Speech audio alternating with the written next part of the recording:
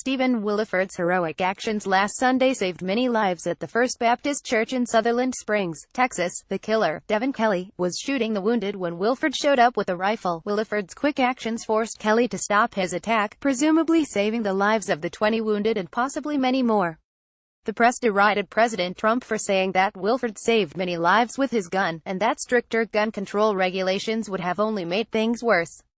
It is only too bad that someone with a concealed handgun permit wasn't already at the church. We may never have heard of the shooting. National news stories are virtually never done on permit holders stopping mass public shootings. An article at Fox News this past week mentions 4 such cases. It talks about a 1997 shooting at a high school in Pearl, Mississippi, a 2007 church attack in Colorado Springs, and a Chicago Uber driver who in 2015 shot and wounded a man who opened fire on a crowd. The most recent case was a 2017 church shooting in Antioch, Tennessee, but those cases just skim the surface. A 2014 FBI report claims that only once between 2000 and 2013 did a concealed handgun permit holder stop a public shooting. They claim to look at all cases where guns were fired in public that weren't part of a gang fight or some other crime. This single case occurred in Winnemucca, Nevada in May 2008, when a customer with a permit fatally shot an attacker who had just killed 2 people. They didn't even include the 2007 church shooting in Colorado Springs, where a killer had already taken 2 lives at the church before being stopped by a permit holder. A 2014 FBI report claims that only once between 2000 and 2013 did a concealed handgun permit holder stop a public shooting. This false claim just shows how politicized the FBI became under the Obama administration. This false claim just shows how politicized the FBI became under the Obama administration. Many times, police, sheriffs, and prosecutors have gone on the record and credited permit holders with saving many lives. These attacks didn't get national news attention, but they would have been on front pages everywhere if a permit holder hadn't intervened. There are countless examples of people using guns in self-defense at their homes or workplaces, but I want to focus on a much narrower set of cases where permit holders stopped public shootings. Here are 10 additional recent cases. Arlington, Texas, May 3, 2017. A police spokesman stated that the concealed handgun permit holder prevented further loss of life. A Dallas Morning News headline read: Hero stop a mass murder by crazed bar patron who was armed to the teeth, police say. Lyman, South Carolina, June 30, 2016. Just a couple of weeks after the Orlando massacre, 32-year-old Jody Ray Thompson opened fire on another nightclub. Fortunately, permitted concealed handguns were allowed in South Carolina bars.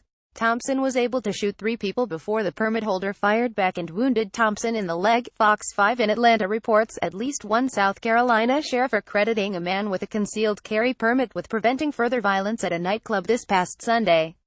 Winton, Ohio, July 26, 2015. A man started shooting at 4 people who were walking outside on a summer's evening. Fortunately, a concealed handgun permit holder fired at the attacker, giving the 4 people a chance to escape into their home.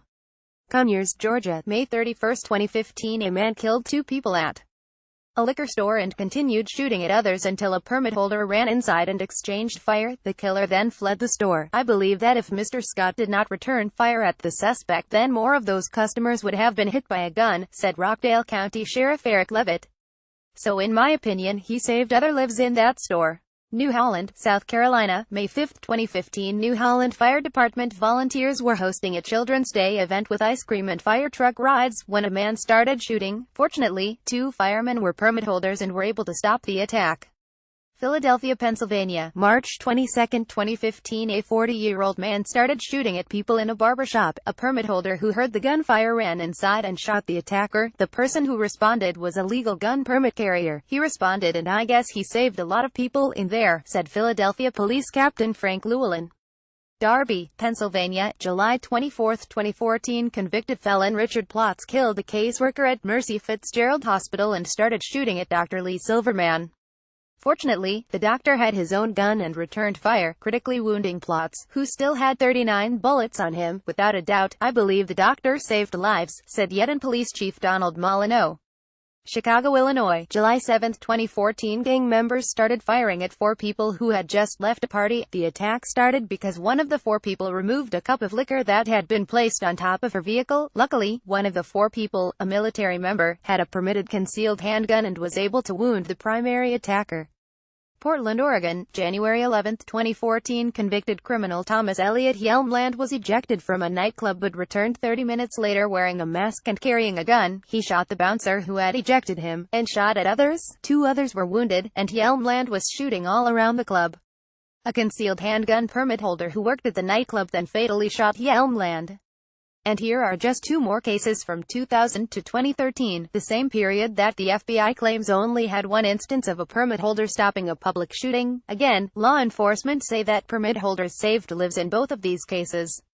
Plymouth, Pennsylvania, September 9, 2012. William Alaba shot at people as he walked down the street in Plymouth, Pennsylvania. He wounded one and killed another. Permit holder Mark Cateter fatally shot Alaba. Mr. Cateter then acted, taking him Alaba down. "We believe that it could have been much worse that night," said Luzerne County Assistant District Attorney Jarrett Ferrantino. Spartanburg, South Carolina, March 2012. Jesse Gates kicked open a door to a church and pointed a shotgun at the pastor and congregation. Parishioner Aaron Guyton, a concealed weapons permit holder, got the drop on Gates and held him at gunpoint. Sheriff Chuck Wright called Aaron and others at the church everyday heroes. Permit holders haven't just stopped public shootings, they have stopped everything from public knife attacks to vehicle attacks. I haven't found a single case where gun control advocates' fears were borne out by the facts. In not one of these cases did a permit holder accidentally shoot a bystander, or a police officer accidentally harm a permit holder. There are many more of these cases. Imagine how different the gun control debate would be if some of these heroic permit holders got national coverage. But even the liquor store shooting in Conyers, Georgia couldn't get national coverage, despite being caught on video. The more you learn about these cases, the more you appreciate that mass public shooters have good reason to keep attacking gun-free zones. These killers might be crazy, but they aren't stupid. They realize that the longer it takes for a good guy to arrive with a gun, the more people they can kill.